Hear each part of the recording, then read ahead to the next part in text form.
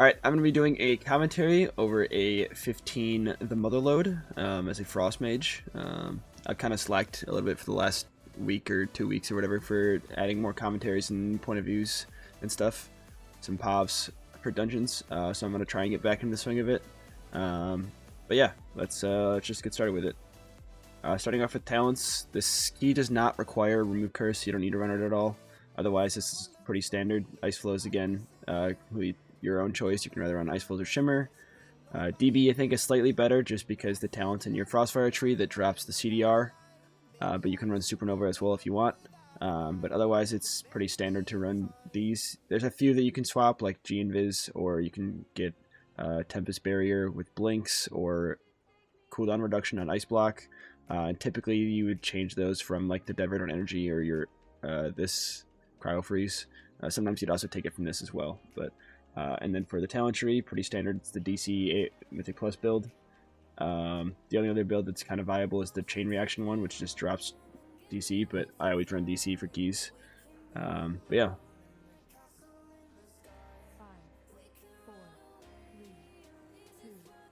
Make sure you're also casting both personal and mass barrier pre-keys, because your personal barrier doesn't actually reset cooldowns, so try and do that pretty early on. But your mass barrier does reset, so now you see that all of us have a barrier on them, and then I have my additional blazing barrier for my personal barrier. So just a little min-maxy thing for defensives at the start of keys. Always try to cast mass barrier pre-key. I haven't done this one. I haven't looked at this in a while, so it's gonna be. I don't know if there was anything that weird happened in this key, so it's you guys are gonna be seeing it for the first time in a while, just like myself. On this pull, I always target the Adult Thug. You almost never pull this Peacekeeper, and then otherwise you are you want to pick one of the mobs, the refreshment vendors, and interrupt their Ice Spritz. And then starting the pull, I already messed up pretty heavily. I only did 9 stacks of this Death Chill, which was only 3 Frostfire Bolts instead of 4. You want to make sure you get to at least 10 before you go into your Cone of Cold combo. Most of the time, obviously, you'll be at 12 because there'll be 3 targets. But I did one early here, so you got to make sure you're getting to 12 beforehand. Otherwise, other than that, in a mass AoE pull like this, you're almost like you don't really have time for basically anything other than Orb Blizzard, and then like the occasional excess frost with the flurry or your ice lance. Shifting power is also a pretty high priority in this much AoE, but we will continue. You do need to be a little careful where you're sending your orbs here. And it's one part that have butt pulled. I don't know if butt pull is the right word, but pulled a few groups based off of Frozen Orb, especially the little penny tossers that are over here on the side. You need to be really careful of those.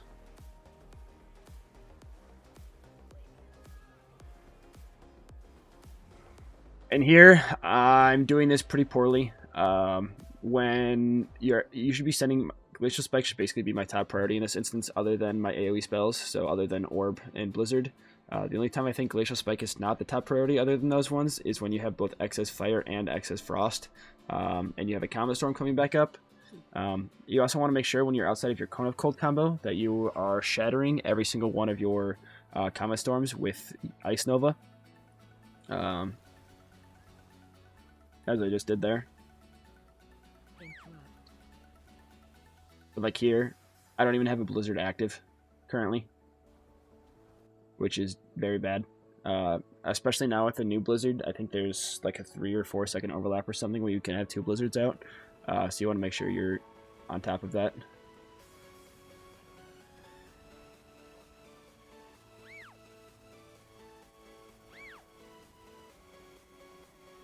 And those pulls, I think we also had an Assassin. You want to make sure you're interrupting the Assassin. So this is where my orb actually pulls the Rowdy Revelers.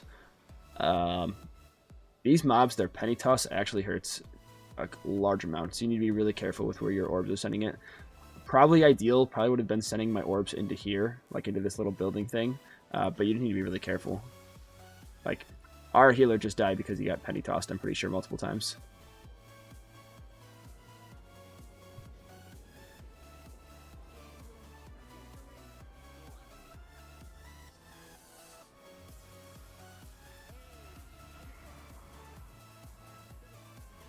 And I probably could have used Cone of Cold. Again, we are a minute and a half in. I probably could have used 2 uses in that pull or used it on there in the Ruddy Revelers. But, and this is the typical strat for skipping this. I have a little bit of an issue. Sometimes I think it's best for you to diagonally jump sometimes. But you want to hop. There's like a little lip, like right here. There's a little lip you can jump on, and that's how you skip this. And that's primarily used to skip this Peacekeeper. You want to try and avoid the Peacekeepers as much as possible in Motherlode. But my orb pulling those Ruddy Revelers did kill our healer, so just be aware of your orbs, especially in tight keys like this, where there's not a whole lot of room to move around.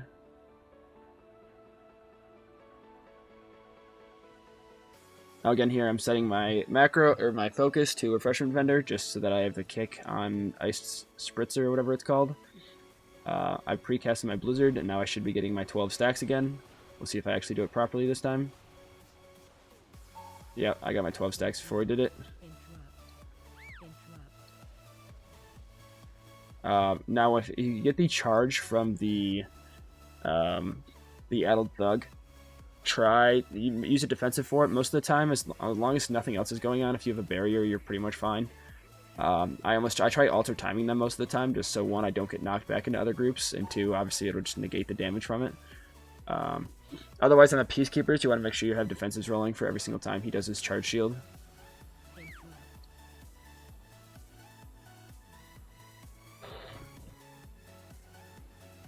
And again, here my priority should be my. Okay, I was gonna say my priority should be Glacial Spike. You can still win if. Oh wow, I'm loud.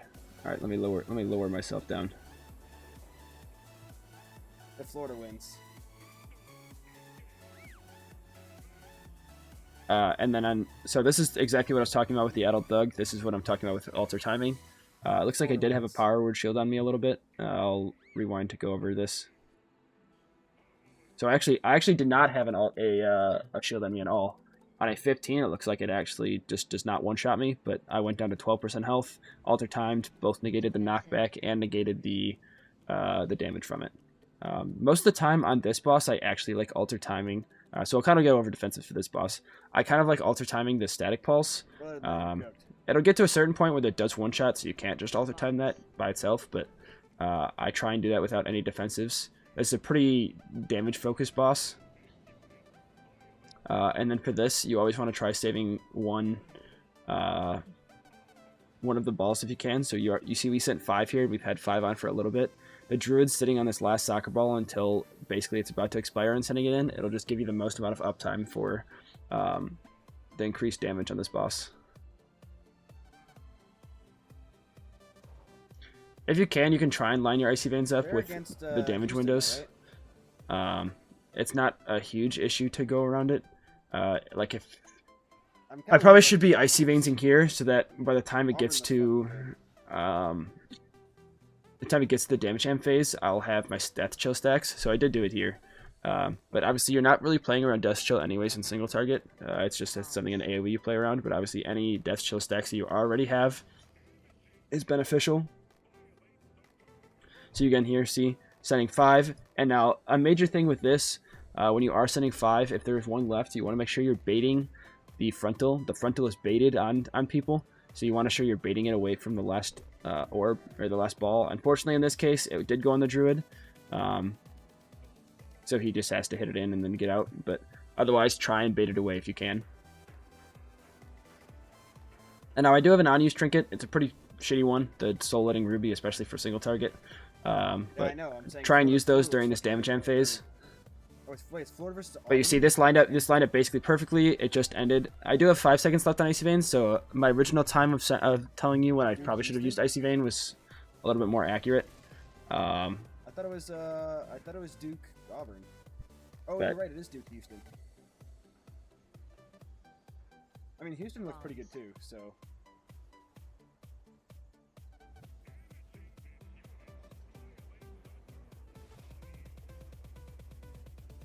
Again, we have 5 in as soon as possible, and then we're just baiting the 6th one. All of us are away from the Druid, so as soon as it's about to explode, he sends it in.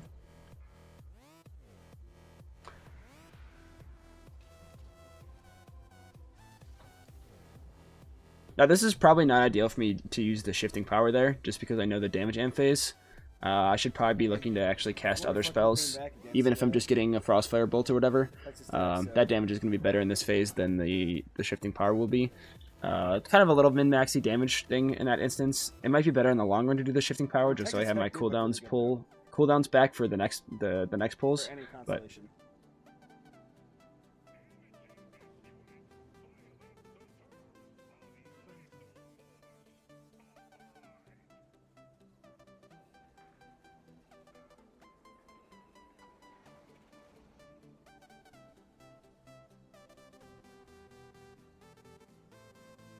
now, most of the time, this next pull is typically 2 of the extractors. So the things you want to make sure you're interrupting on these are the Earth Shapers. You see I'm setting focus to one of the Earth Shapers now. Otherwise, you want to be having all your prio damage on extractors. Sometimes you do 2 extractors. Tennessee in the finals? Or you do these 2 packs, but sometimes you do 2 extractors. Not typically, though.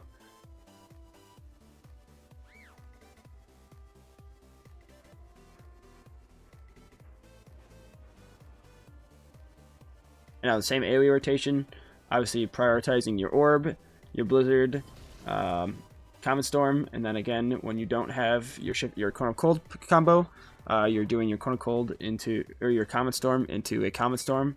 Obviously that doesn't work on any elite mobs or like the Extractor who doesn't get frozen, but obviously it'll be hitting your Ice Nova will be freezing all the mobs around it, which most of the time the pro mob will be in the middle of those groups. So it's still a good habit to get into, even if your main target isn't getting frozen by the Ice Nova.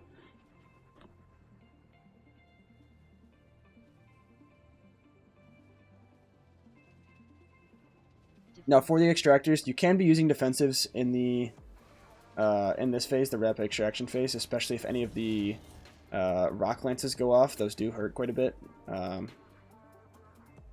otherwise there's not really any damage, like any AoE taking damage that goes off in these phases. You can alt time as well. I do find all the time a little bit dangerous in some of these pulls, especially with the extractors doing the rapid extraction that has the pools on the ground, but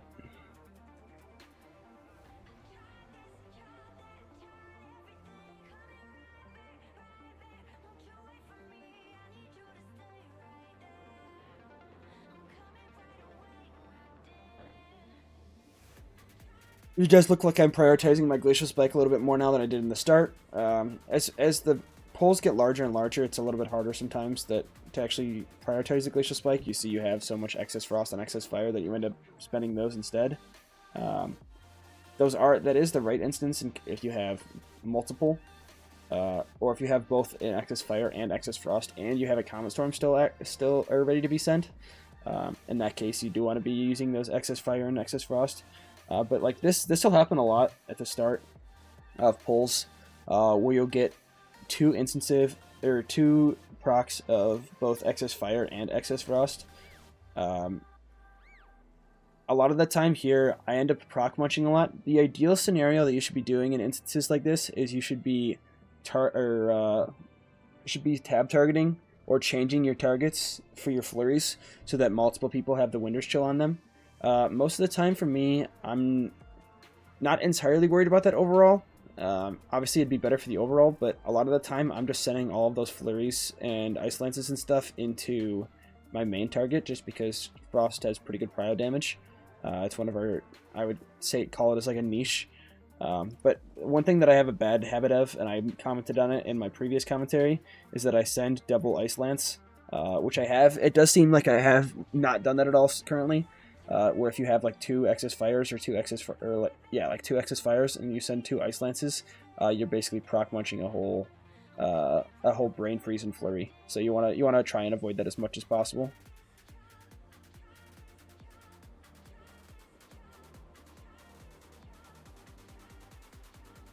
Like here, I've just gone this entire time and I had a Glacial Spike ready to be sent for the last like 6-7 spells, and I just have not sent one.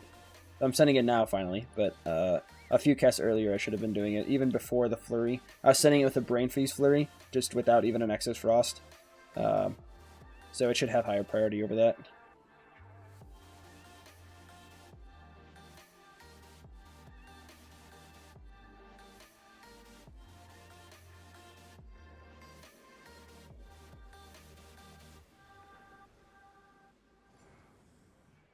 Now I typically try and have my Icy Veins lined up so that I have it on the next with the mini boss pull. On these Stone Furies, there is actually a spell that you can spell steal, this Tectonic Barrier. If it goes off, I actually am wondering if I spell steal it. I spell stole it. You see I have a Tectonic Barrier. I don't even have a shield on me right now at all. So this Tectonic Barrier, this 10-second barrier that I have, you see is like 3/4 of my health. It's not a huge thing because most of the time it's going to be getting interrupted. But if they do go off, it is pretty beneficial for you to spell steal it. Because now you see I have both my barrier and the Tectonic Barrier. And I have like a 10 million health barrier. Which isn't really a huge thing in this pull because there's not really any damage going off in this unless the Furious Quake gets off, which is the main thing that you need to be interrupting in this area. But otherwise, I would just focus one of these and use your interrupts for the Furious Quakes, and then you can use AoE CCs if you want for the Tectonic Barriers. Otherwise, you can spell steal them, like I said. It is beneficial for defensively, like I just spell steal another one, but by the time it's only I think it's an 11-second or a 12-second like debuff or buff for them, I guess. So it's not great just because it falls off. Yeah, so this was like a half one. We had already damaged it a little bit, and it's a 4.5 million shield. But it's only 10 seconds, so by the time it's actually you get used to it, it'll go away. Now these are the pulls. This pull here is one that I really like having Icy Veins for, just because the prio damage on the Taskmaster, the mini boss here, is pretty essential. He does hurt by quite a bit. And then obviously make sure you're getting the kicks on the Earth Shapers as well. And if you're noticing, a lot of the time I am pre-casting a Blizzard for these AoEs, for these pulls. You should be doing that. Going into a pull, you want to be pre-casting a Blizzard. Even if like the tanks are starting to group things up, it's something that you can do that one won't get a lot of aggro, but it'll also start getting your orb on cooldown if you don't already have it. Or if...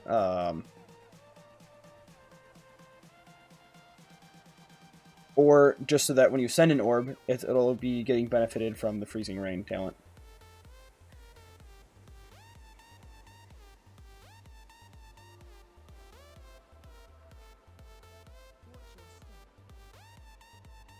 And you see, you can have fun in the good old terrain.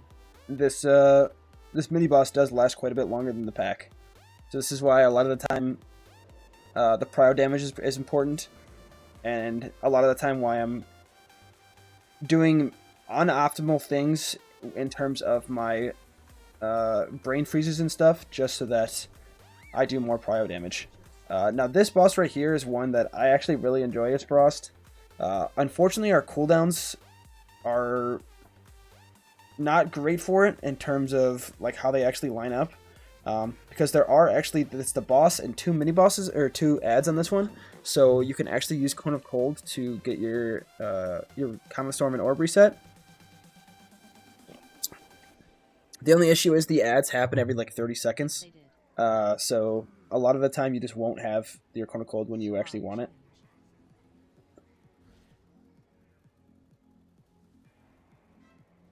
But you saw I just did my Cone of Cold combo there. I obviously don't have Icy Veins running at this time, so it doesn't really matter. And you do want to be focusing the mob here. The way that he targets the mob is it's the Earth Rager that has the highest amount of health. So basically all of the time it'll always be the new Earth Rager that he casts, because you almost will always be cleaving down the other Earth Rager anyways. Obviously there are some instances where you have like a Hunter Trap or Warlock Banish or something like that, where one of them is just going to be full health the entire time. But like you see here, he just spawned the ad, and I still have like 15 seconds left on my Cone of Cold. So the timing isn't great for us. Obviously it's beneficial that we can get a Cone of Cold reset off of it, but like I do another one here. But as the fight goes longer and longer, the timing of your cooldown, your Cone of Cold cooldown, just gets worse and worse. It also would have been beneficial, when which I did not do, is to stack up my DC. I'm not positive if it's 3 targets where you start worrying about stacking the DC, or 2 targets. But if there's 3 targets with the Earth Ragers, it'd be beneficial for you to get your 12 stacks again. Just because, you know, it's the max amount of as soon as you get 10, that's when you should be sending your Quote Unquote combo. At 2, I'm not sure if it's the best choice to be sending it. To at least be getting the 10, because that's 5 casts of Frostfire Bolt versus 4. And it's probably more beneficial at that time to just send actual single target.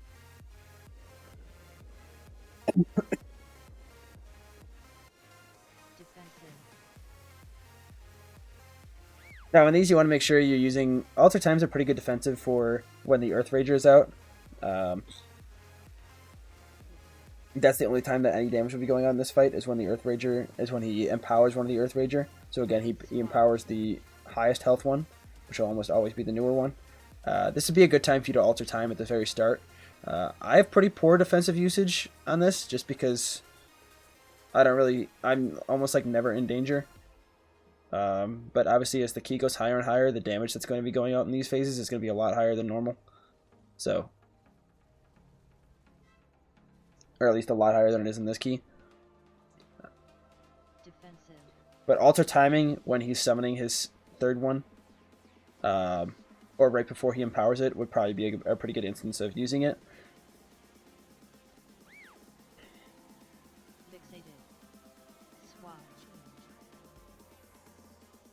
The only other time is when he does his Slam, which his Slam does pretty minimal damage. It just applies as slow. You almost never really have to worry about that Slam unless the ad is still out. The pulsing ad, that is. Oh, RIP my fucking... Now, for these pulls, the only ones that cast that you want the interrupt on is the Alchemist. Otherwise, you're going to be targeting the Masterminds, which do both Brainstorm, which is the tornado casts, which you need to dodge, and Mind Lash, which is a dot. The dot does do a little bit of damage, so you need to be aware if you have like 2 Mind Lashes on you or not, but make sure you're using defensives for it. Otherwise, this is pretty typical AoE. There's a lot of mini mobs in this area that just don't cast anything at all. But you want to make sure that if you can, try and stack for the Brainstorms. It'll make it a lot easier. So if you are stacking, like here I'm trying to stack with the Boomy. If we can stack the Brainstorms, it makes it a lot easier for us to navigate around. So they're stacking. We got 2 of them here. Unfortunately, the melee got one of them. But now our Brainstorm with 3 of us stacked, all 3 of us just got it right here. And now we know that this area is going to be free. And then the Brainstorms do go away after, I think it's like right before the next cast happens. So you can basically just rotate around if you're all stacking together. It's like 4 damage. Again, the Alchemist, the Transmute to Goo or whatever, is the thing you want to be interrupting in this area. Otherwise, you're going to be focusing the Masterminds.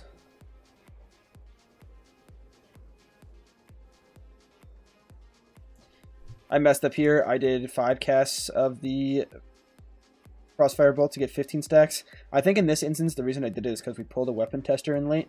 But it shouldn't really matter. Especially because at this time, by the time I get my Chrono Cold combo off, which really is only going to matter for my overalls here, but my second Comet Storm didn't even hit the vast majority of those mobs because they died before I got it off.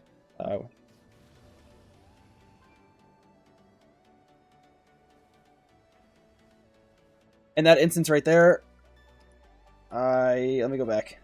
I'm looking at my spells. I had both a Brain Freeze and okay,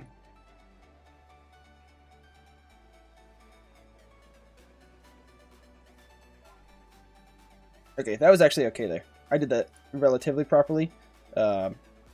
Instead of sending both Ice Lances, which is what a previous thing that I did, I had sent a Flurry into the Excess Frost, or into the Excess Fire, which got me my Brain Freeze back. Sent the Brain Freeze again into my second Excess Fire. Not ideal because I'm technically wasting 2 Winter's Chills every time I do that. You also do need to be wearing these packs of the Echo Blade. The Echo Blade does quite a bit of damage. So be aware of that. If you have an Echo Blade on you, make sure you use a defensive.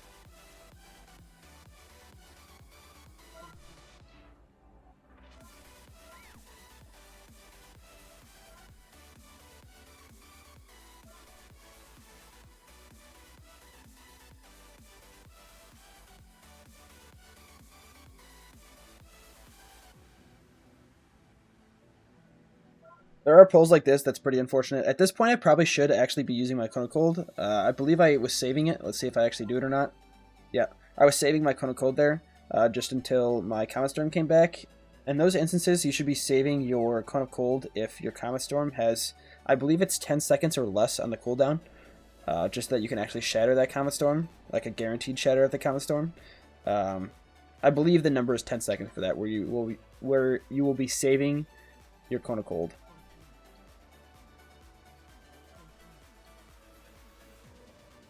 I'm not sure if it might actually be the other way around. It might be the other way around where you save your Comet Storm if Cone of Cold has 10 seconds left. That might be actually what it is. But again, for this, I want to make sure you're trying to stack for the Masterminds with the Brainstorms. You see us all trying to stack together.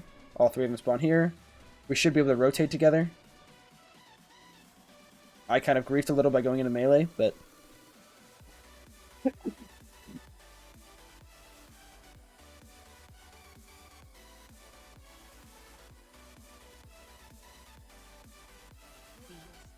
Now, I do think Echo Blades went off there.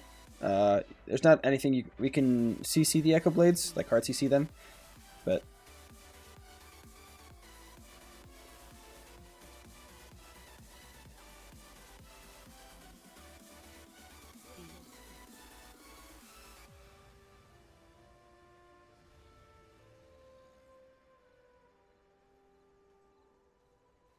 Other than that, this is just a typical AoE pull.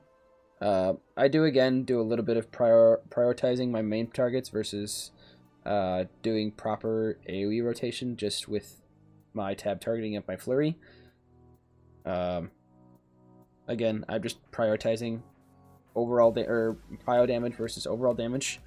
Now we did do something on this 15, which I had not done before. We ended up pulling this War Machine into this boss because this boss basically does nothing the entire fight. The only thing you need to be aware of is charge shot and the bomb that happens. If you do actually end up pulling this in, when he spawns his little bomb, which he just spawned right here, you can actually use your Cone of Cold combo, which I noticed I did here. As soon as it hits 3 targets, obviously you want to be using that. So again, like on Azerok, you want to be making sure you're doing it. And then if you do end up pulling the War Machine into this pull, do it whenever the mine gets spawned. Now the Propellant Blast doesn't really do a whole lot of damage here. It does a lot less than you'd think, but you need to be careful if Charge Shot lines up with the Propellant Blast. That is an instance where you will be taking quite a bit of damage. Fixated.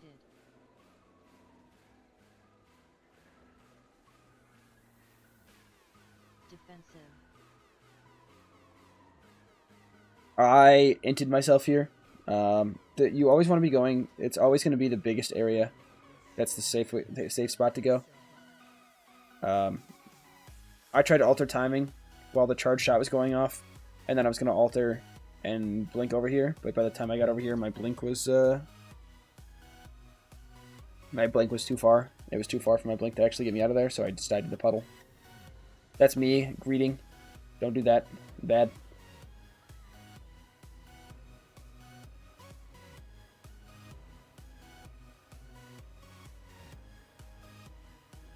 But out here, it's just 60% of this boss doing absolutely nothing.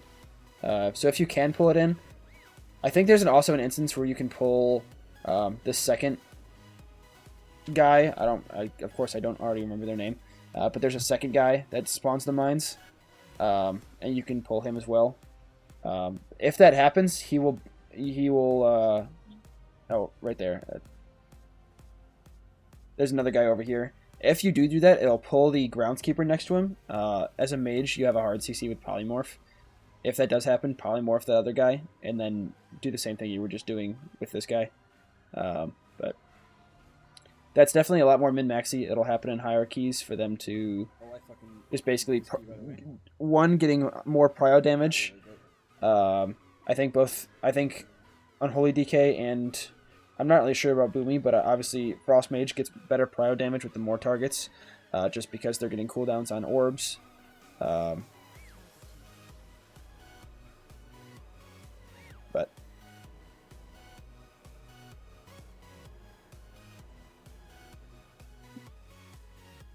Otherwise, at this point, it's just pure single target. A slight min-maxy thing, if you can, use shifting power when you have a Winter's Chill on the target, so you can technically get the benefit of Winter's Chill on your shifting power damage procs. Extremely minimal. Shifting power does like no damage regardless, but obviously every little bit counts. So, and now I'm not sending my Ruby here, or at least I don't think I will be, because Ruby is pretty bad in single target. I tend to try and save my Ruby for AoE pulls, just because the crit chance from your orbs and Blizzard and Common Storm obviously are a lot more beneficial than the crit chance of like your Frostfire Bolt or the ticking damage of your Frostfire Bolt. So I try and save my Soul Letting Ruby, which will increase my crit for instances where I have a bunch of orbs and blizzards out, and it's going to be a mass AoE pull.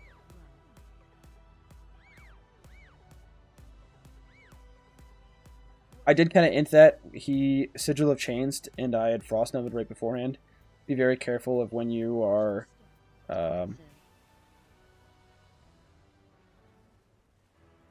Frost Nova, especially if you have a VDH, and know when they're going to be Sigil of Chainsing, so you don't freeze all of them and the Sigil of Chain just doesn't work.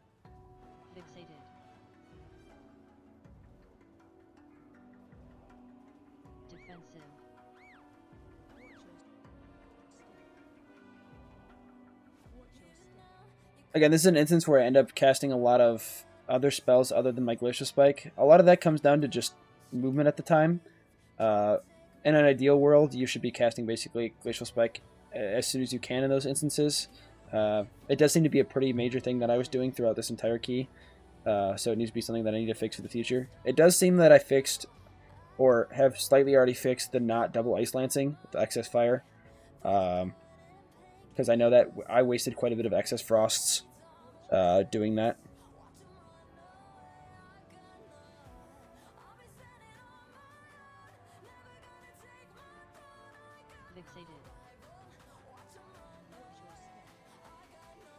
Frost is also very good for these. Just make sure you're getting your... I made a major mess up here, but I'll continue my previous thought. Make sure you're actually slowing the mines. They did nerf the mines, so they have a slower travel speed than they did at the beginning of the season. But Frost does pretty good with slowing the mines here. With its base, I believe it's base 50%, but when you get more talents, it's like a 60% slow from any of your slows. But make sure you're helping your teammates with those.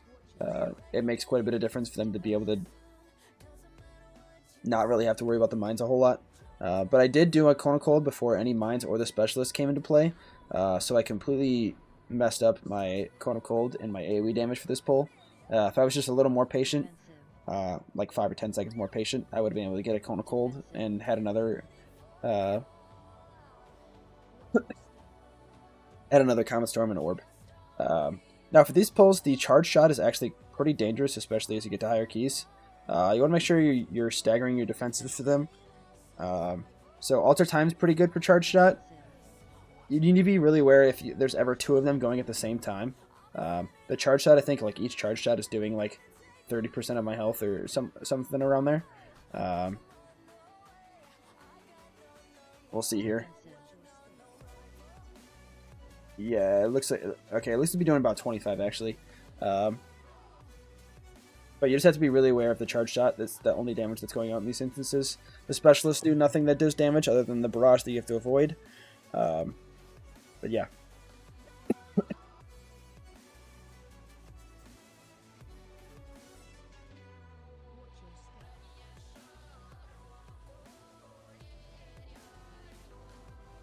If you can, use your mirror images in instances where you're going to be getting the most value out of them for those mobs with the Charge Shot.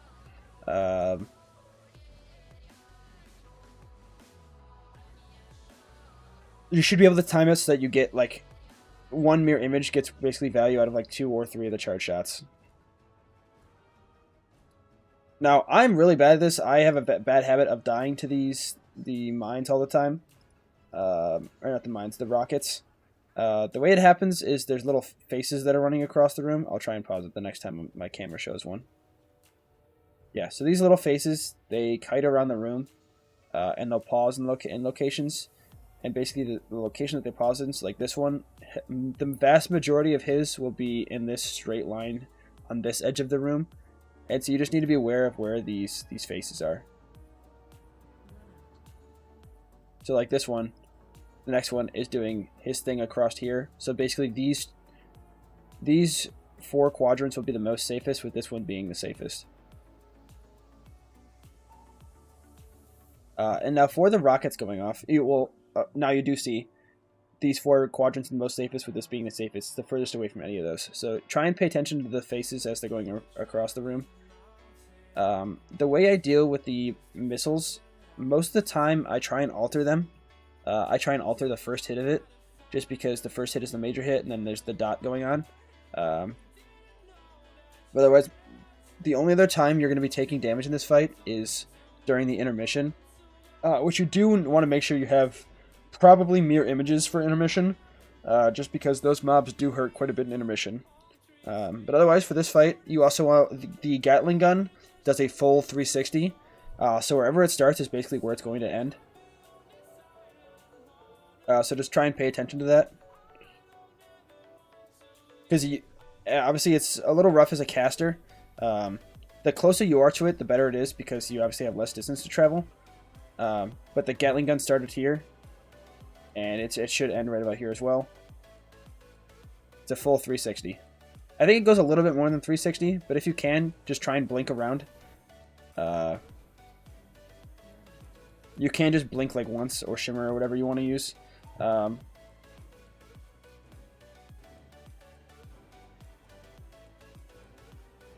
in this instance, you saw the way I dealt with this missile is I did actually have a big shield from our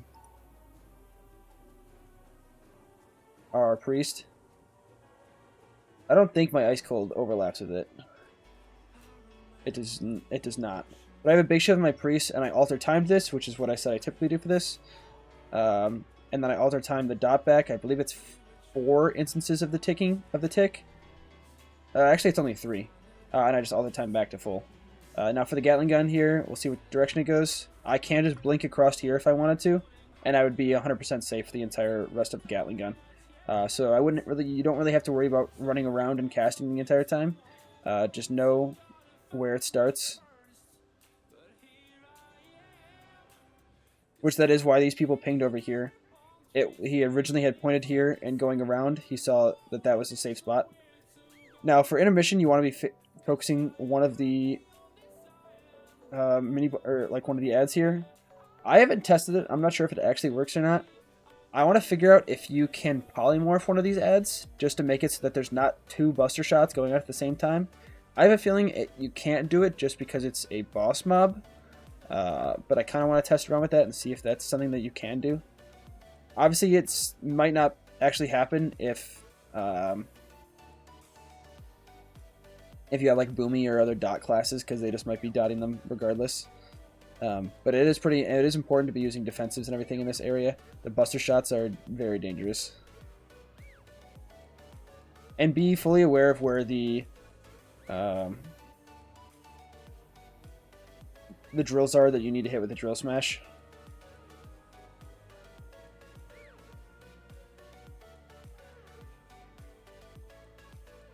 There are instances where you can actually get a Cone of Cold off on this boss room if both of the Buster Shot mobs are close. I don't even know their names, but if they're close, you can actually get a Cone of Cold off with the boss, even while he's in the top phase, because he still takes damage. It's just like 99% reduced, I believe. So try and pay attention to that if he's close. And now in this instance, if you have nothing else to cast on, be casting Frostfire Bolt on him, just so one, you're generating icicles if you don't already have a Glacial Spike, but you can also generate Brain Freezes and Fingers of Frost. Just any little extra damage you can do. You see I got both a Brain Freeze and a Fingers of Frost on the boss.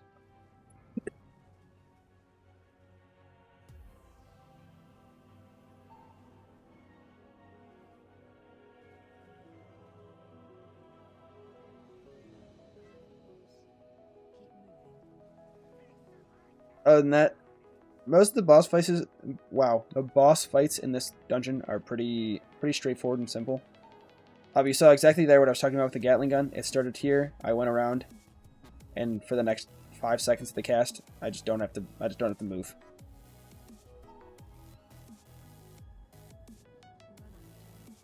Now this is me altering the hit again. So you see, I only have I don't even know what shield I have on at this point. But it does hit for pretty hard. It hit me for like 70% of my health, not regarding the shield. I like to alter time just the first hit. It looks like it actually hits me for about 30% of my health every single other one. And then it's 3 overall ticks. So you can play around with your alter time and stuff like that, but otherwise there should really be no other damage going on when this boss is happening. So just save your defensives for anytime you're getting the homing missile, and then for intermission. There are instances where you might not be able to escape the faces during a Gatling gun, and you just need to be aware of where they are so you can find a safe spot pretty early. In that case, like this one, if they had been in a bad spot where it was like in this area crossing us, you need to use a big defensive in case you're going to get hit by one of the swirlies. So try and save like G Invis or Ice Cold if possible for those instances, but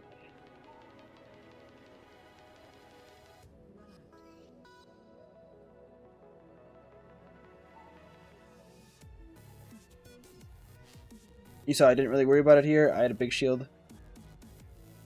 I did get hit by the Gatling gun once, but again, I just blinked over to the other side.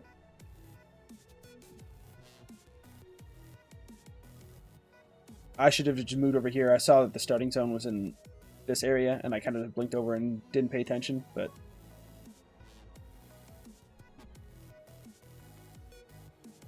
hell fucking yeah. That was it for this 15 mother load. This one was definitely a little bit less rotation based than the last one. I think I kind of want to do like an in-between of the two of them, and try and do some like tips and tricks kind of thingy, and like mobs you should be focusing and stuff. But I definitely was a little bit less rotation based than others, unless I was pointing out my mistakes. I think pointing out mistakes is good for videos like this, but I also need to be trying to talk through my actual rotation that I'm doing. So that for those of you who want a little help with the rotation or want to know like what they should be casting at what times, have a little bit more help with that. But otherwise, most of these times I try to save. I don't necessarily save, but I want to try and line up my Icy Veins so it lines up with pulls that I know are either going to be 1, very big, or 2, have a mini boss, just so that I get the most value out of Frost doing pretty good prio damage, or trying to line it up for like damage phases, like the coin-operated Crowd Pummeler, the first boss. Try and line it up so it'll be near the end of your Icy Veins, so you just passively you'll have the most amount of Death Chill stacks as you can get. And then Azerok, make sure you're using your Cone of Cold. It lines up every like third one where it's like right as they spawn. Just make sure that you're actually close enough, because they do spawn farther apart from each other. But make sure you are keeping slows and everything up for everybody else in the group, so that the one mob that is following people around is just slowed permanently. Frost is good for that fight in that reason. Then there's not really a whole lot that Mage can do for the other ones, other than if you end up pulling the mobs into the third boss, you can polymorph that one guy, but we didn't do that in this. It's not really required until you get to a lot higher keys, but here are the overalls. Obviously, Unholy Decay and is extremely strong in AoE. There's not a whole lot of instances where you'll be able to compete with an Unholy Decay, especially if they pull around those cooldowns. Most of the time, you'll almost always be losing to Boomies as well. We just can't keep up with the AoE of those two classes. But other than that, that is my commentary for the 15 mother load. I'm going to try and be a little bit more active with these commentaries and stuff. I've been not really doing push keys a whole lot lately, just because I've been really busy. But I want to try getting back into the groove of things. One, getting content out for you guys to learn, because I know Frost is starting to become a little bit more popular again, just with the fire nerfs and everything. And just so that there's, content that you guys can watch and learn from for Frost Mage. So that's all for the commentary for the 15 Motherlode. I will put, if I have the log for this, I will put it in the description. I'm not sure if I do or not. But otherwise, thank you all for tuning in, and I hope you enjoyed the video.